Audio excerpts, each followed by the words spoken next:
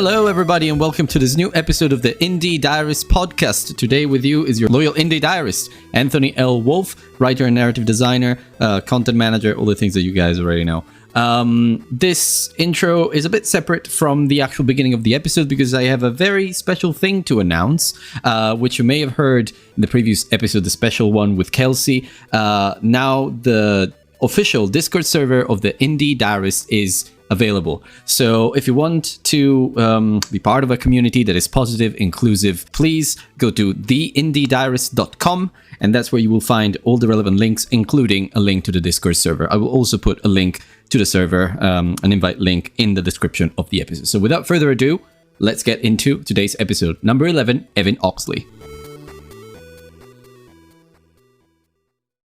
Hello, everybody, and welcome to this new episode of the Indie Diarist podcast. Today with you is, as always, Anthony Wolf, your loyal Indie Diarist, gamer, content manager, everything that you guys already know. And with me today is a very special guest, once again, from the indie game dev community. So, Evin, over to you, and please tell me how to say your name, because I want to be extra sure that I'm saying it right.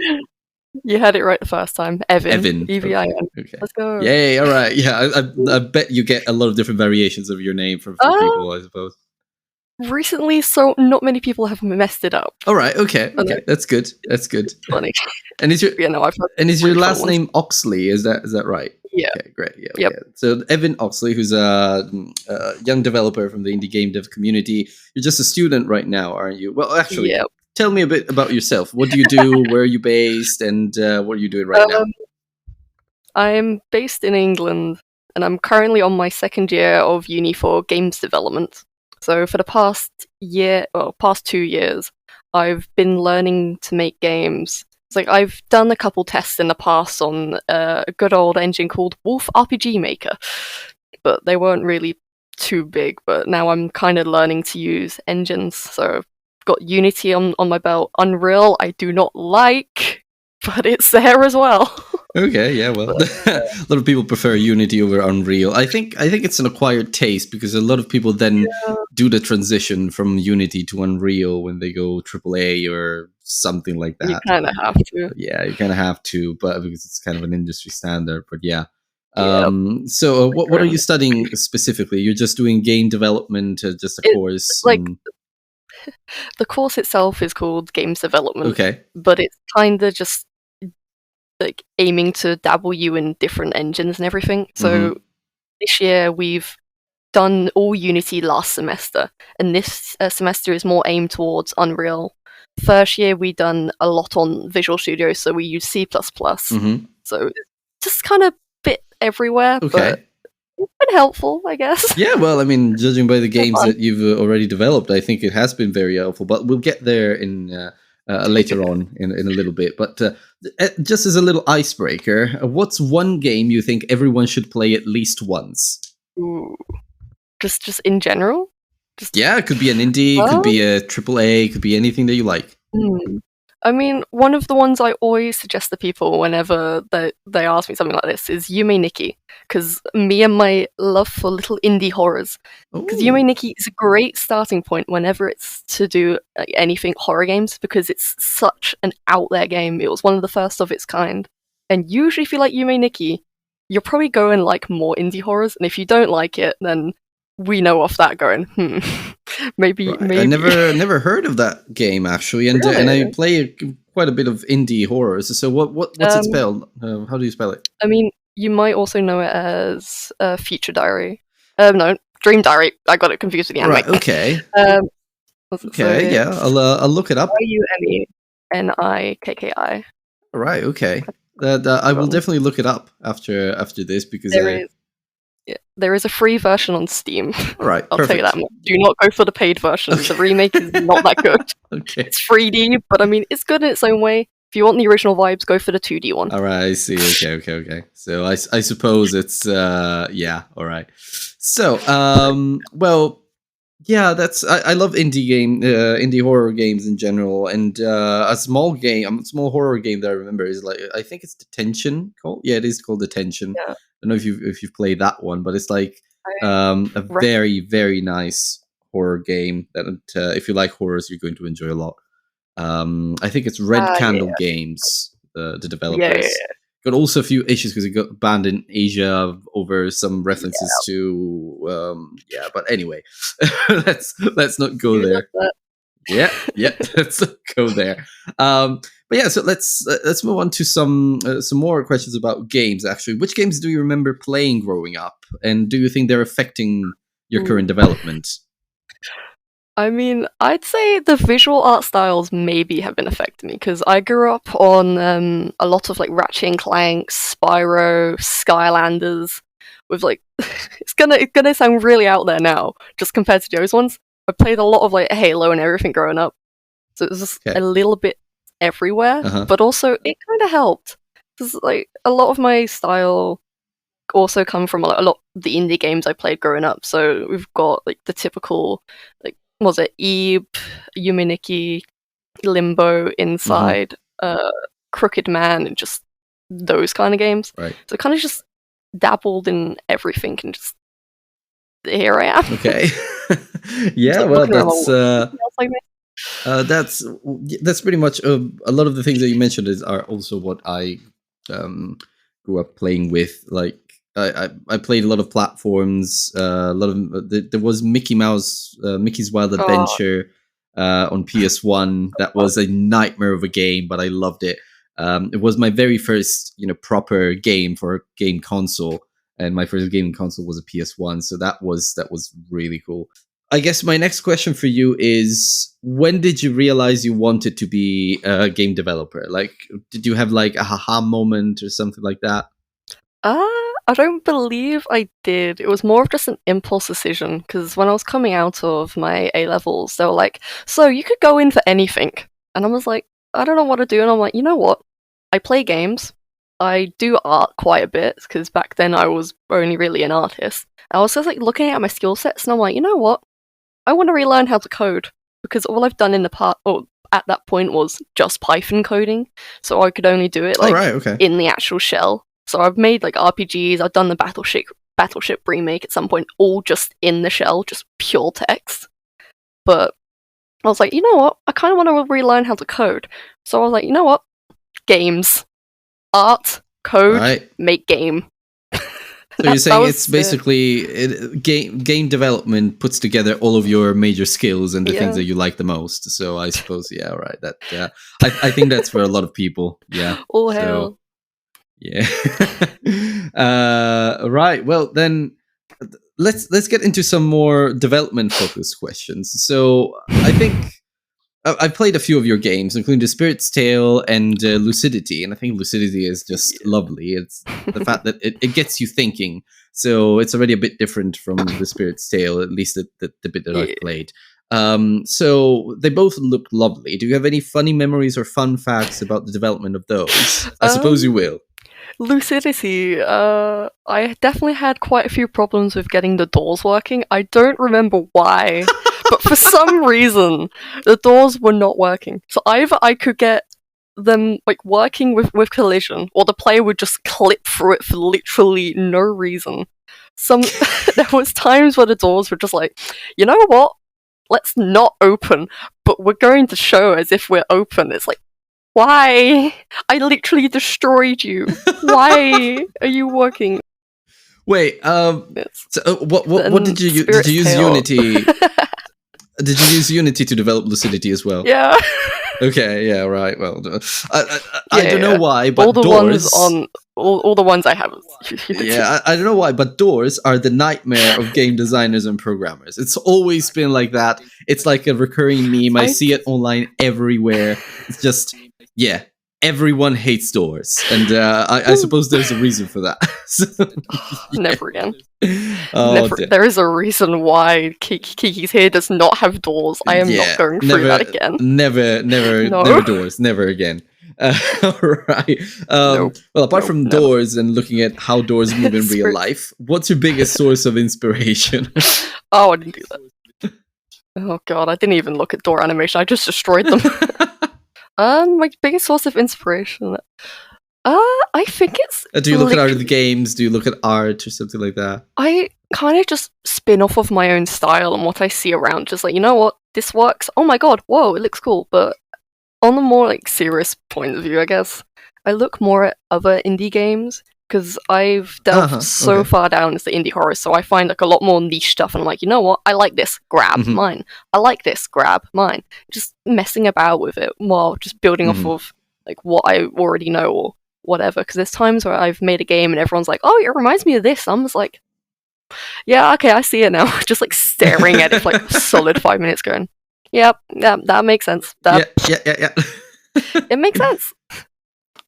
I suppose you like drawing information and inspiration from everything in terms of other game design ideas and all of that. Indeed. So I suppose in the end you end up with a very Mismatch. creative mix of, not mismatch I wouldn't say, but probably a very creative mix of ideas in your own games. So that's nice. But like you mentioned, you just mentioned actually looking at other indie games for inspiration. Do you have any heroes in the industry? Anyone you look up to?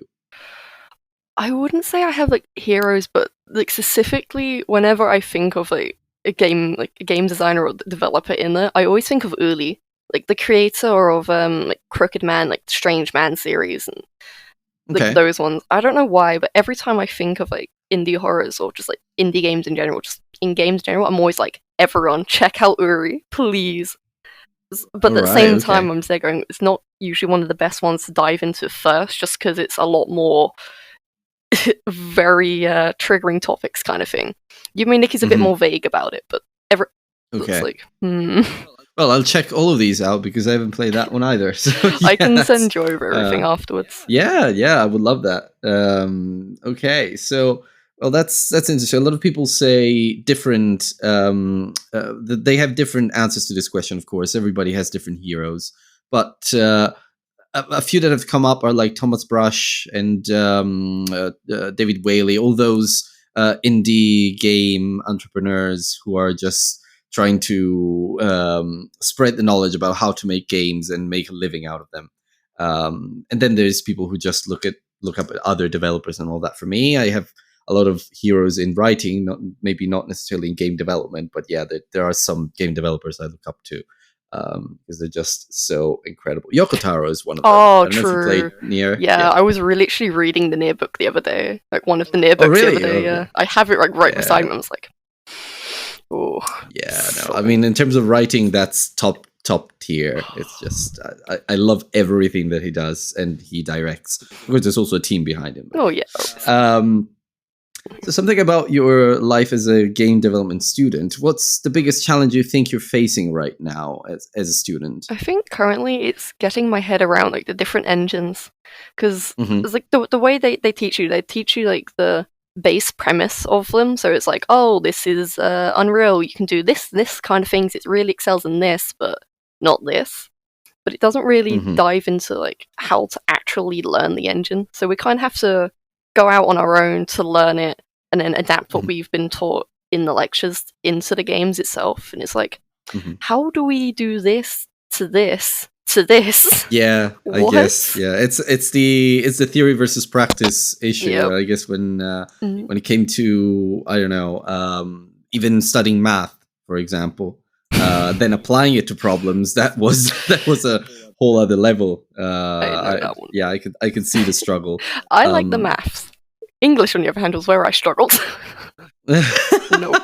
Yeah, I'm the opposite. Oh. So yeah, I love languages and every kind of history, art, all of the humanistic subjects, and then when it came to more scientific matter, I suppose also because I didn't have very good teachers, maybe. But Yeah, it's that's always the another thing. teachers. It is always the A good teachers. teacher means you So learn. there's another question, which is maybe, I mean, you're quite new to the industry, but you may have already spotted some things that you don't really like. So, if you could change one thing about the video games industry, what would it be? I'd, this is probably going to be a very much of a strong opinion, because especially all my Yeah, friends no, I here like know strong it. opinions. I'm not a huge fan of AAA games because they all feel like they're the same. Because a lot of shooters feel like it's just the same base, different visuals. Like even if it's like different studios, just like I want more variety. But it's difficult when the entire industry is now leaning more towards Unreal, where Unreal only specializes in like very specific things. So it's like, oh, shooters, we can do that. Oh, like walking things, we can do that. But anything that's more like out there, it kind of gets buried under things. So there's like games I forgot the title for, so I don't know, but it's like I like little niche stuff that people think of, but not many games are really being experimental anymore, or at least in the AAA kind of things. If you are looking for more experimental stuff, you've got to go indie. But then a lot of indie games get buried under because everyone's like, oh, AAA games, they're the greatest. Why are they so expensive when it's just like feeling just like different visuals on top of it? Just like, why? Yeah, I mean, you're speaking to the host of an indie game development podcast, so I think we're pretty much aligned there. Of course, I play my fair share of AAA games. I like this, I like that. I'm playing Assassin's Creed Origins right now, but it's just Assassin's Creed good, but there's the Ubisoft effect of open worlds where there's just a huge shopping list where you have a lot of things to do, and it doesn't really leave you with anything apart from maybe a bit of time that you've just spent making those tiny little checklist experiences here and there. Whereas indies are a bit more like I played Tunic recently. I don't know if you played that one. I recognize that one.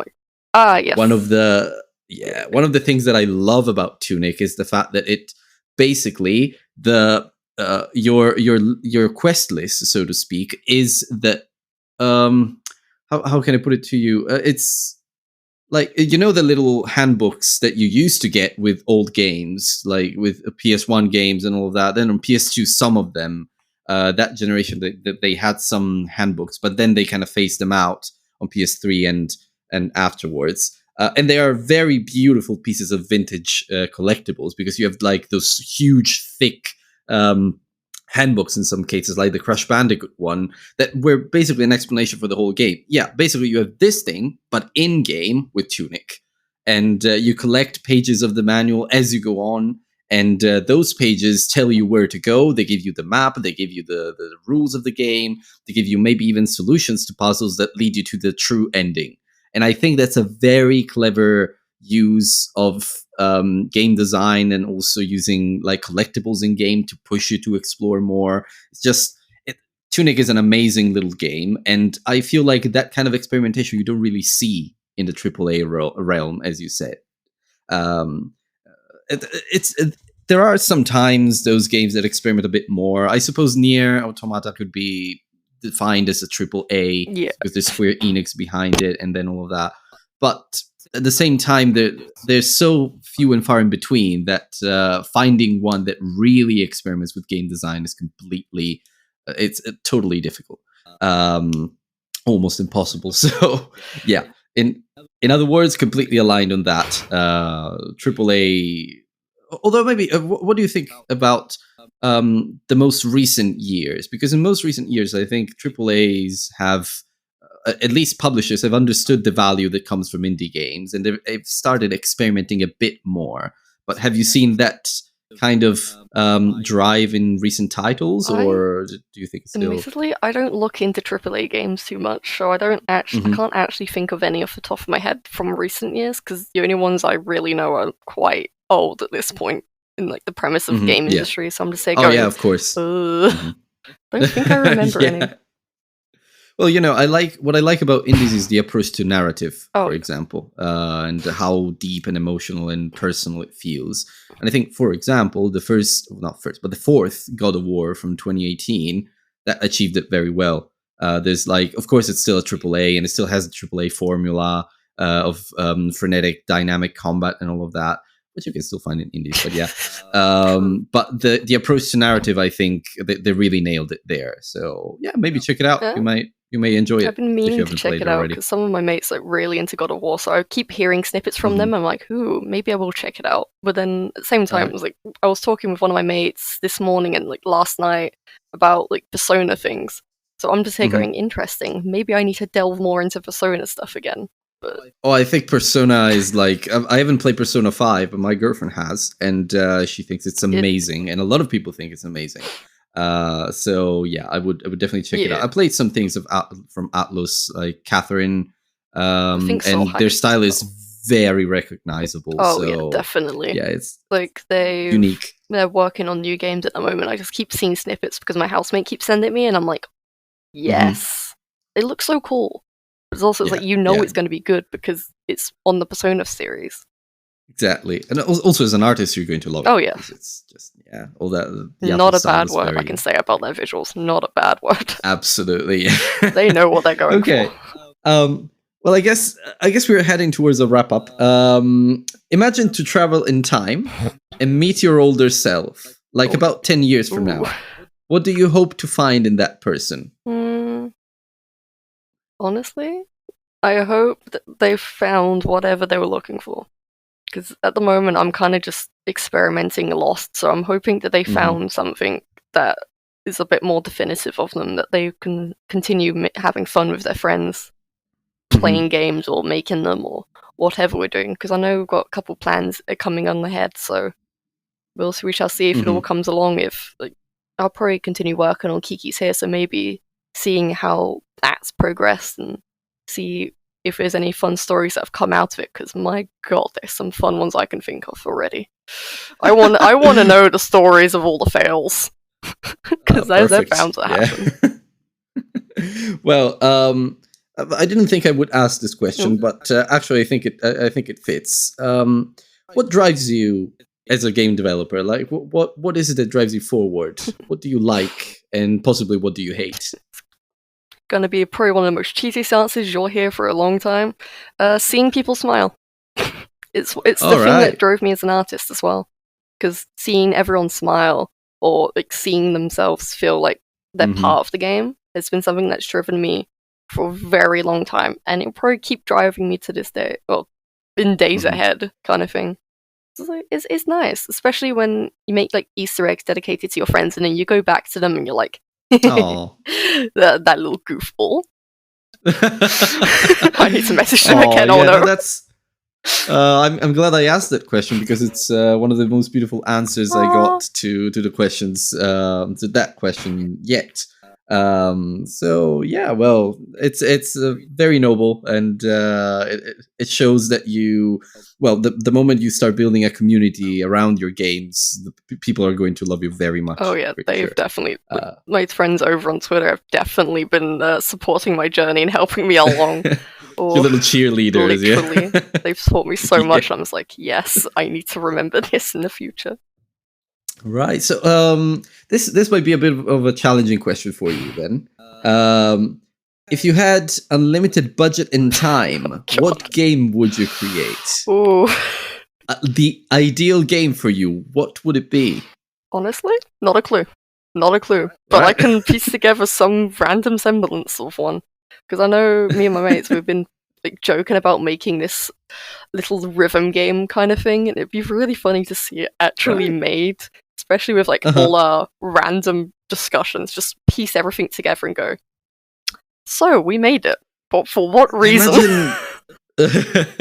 I imagine rhythm games would be very difficult to program. Yeah, one of my mates, very tricky. They done it for one of the collab projects last year, and I heard the code process of that, and I was like, oh no. But at the same time, in our DMs, we have an entire paragraph. I'm calling myself out here. We have an entire paragraph of me planning out every single variable that would be needed and how everything would piece together in theoretical code just to get the notes spawning and moving, let alone actually hitting them on time and getting the score corresponding to the correct things. Exactly, but I suppose once you get that, once you nail that underlying system, then doing new songs is going to be, well, not easy, but at least a bit more straightforward. It'll be a lot quicker. It'll be so much quicker. Exactly. Right. Well, I guess it's time for some parting words. You are working on your next project right now. You mentioned it a few times. What's its name specifically? And can you give me a hint on what it's going to be? The one I'm currently working on at the moment is Kiki's Here. I started development on it again yesterday because I was like, I need to come off this break. But I only started it a couple months ago now. It's a little I've accidentally turned it into another horror game, but it's fine. It's fine. Accidentally, you say? I don't know what it is. I'm really good at make horrors. I don't know. No one believes me when I say it, but it's a little game following. I'm gonna call them Kiki because it makes sense. There's a Hikikomori just like stuck in bed, and they have to manage their time well in order to complete all their tasks in time. The best way I could think of describing this, from what other people have said who have played the game so far or heard the descriptions of it, is like it's like the Grow style games, but also it could be related to like the Persona chat things during the day. Just so you have to manage your time efficiently to get everything done. Right. It's just it's interesting. Like I suppose it's a mix of resource management, but also it's just a time management. Yeah. It's a project management. Literally, it's just spiced up and looks different. But yeah, well, that sounds straight up my alley. To be fair, because I like organizing things. So yeah, that could be a fun one to play. Do you have a demo available already? Or I have. I mean, I could put up the demo because currently it was in playtest for like the past couple weeks. Because I was like, I need to get this out there just so I can get feedback back. So now I've pretty much worked on like most of the feedback I got back from the playtest. So I'm happy enough to put it out as a demo once everything's all sorted. But it's like, I could. I'll put it in the description of the episode then, so that other people can try it out, and I will try it out myself as well. So, have fun. One of the key terms I say for it is remember your meds. All right, okay. Don't forget them. yeah, I will, absolutely. So, we met through Jay from Mind Over Matter Entertainment, basically. Calling me out. We want to shout out to other game developers you admire online. Could be your friends, could be some other people. I will forever shout out Jay. He's absolutely amazing. It's been an absolute blast talking to. One of my other friends I've met is called Introverted Zombie, but the O for zombie is a 0. Like we've both been like learning Unity alongside each other, so whenever we learn something new, we're like, oh hey, I just learned this is really interesting, and we're just pinging messages back and forth.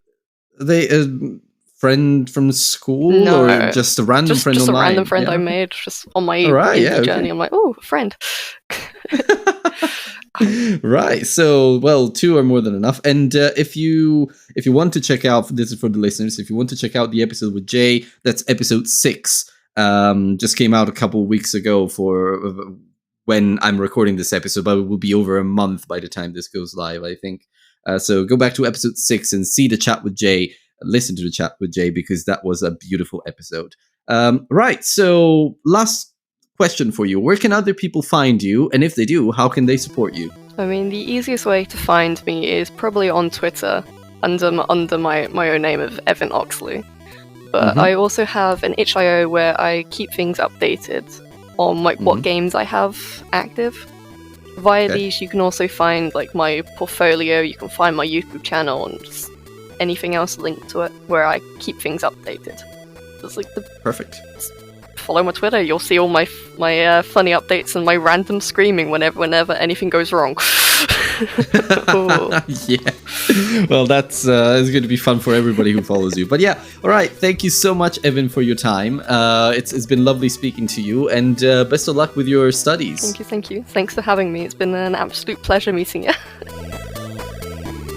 And that's a wrap on another episode of the Indie Diarist podcast. Thank you so much for listening. If you enjoyed the episode, please come and say hi on Discord. Now we have a Discord server, so you can go to theindiediarist.com and follow the link there to just join the Discord server of the Indie Diarist, where a lot of other developers and indie game enthusiasts will be there waiting for you. And of course, you can also say hi on social media. I'm on Twitter at The Indie Diarist. And if you are an indie game developer yourself, don't forget that you can get in touch, because I'm always looking for new developers who have an interesting story to tell. So until next time, see you online, guys.